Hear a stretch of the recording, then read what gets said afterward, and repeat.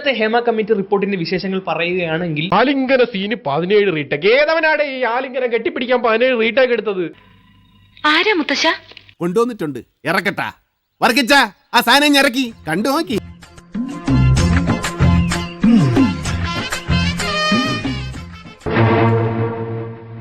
എവിടെ പോണ്? തൊണ്ട വെള്ളം കുടിക്കണത് ഇത് കണ്ടിട്ട് കുടിച്ചാൽ മതി.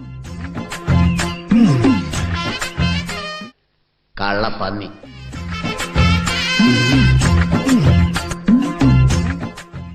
മുതലെടുക്കണേണ സജി, കൊതിയുണ്ടാടാ.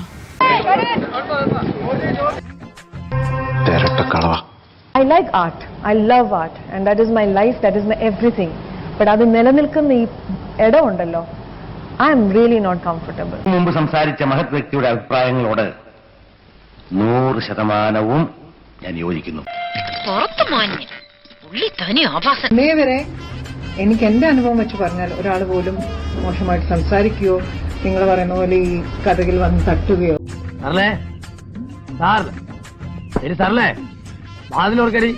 അച്ഛനാണ് കീലേരി. പിന്നെ മാമുക്കോയ അങ്കിള്. പക്ഷെ അദ്ദേഹം പറഞ്ഞതും ഒരു മകളോട് പറയാൻ പറ്റിയ കാര്യമൊന്നുമല്ല.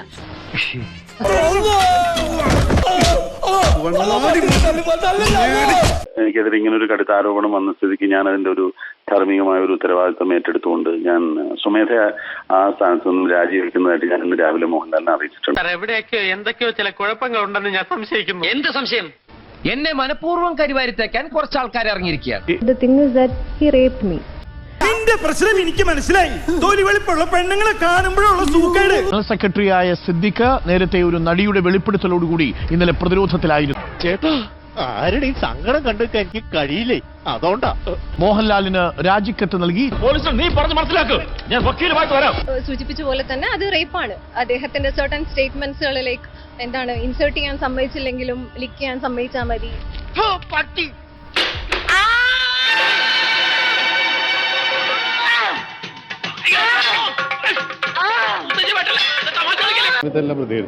ഇപ്പൊ തൽക്കാലം പ്രതികരണത്തിനില്ല. ഇപ്പൊ ഈ ചലച്ചിത്ര അക്കാദമി ചെയർമാനെതിരെ ഉൾപ്പെടെ ആരോപണങ്ങൾ വരികയാണ്.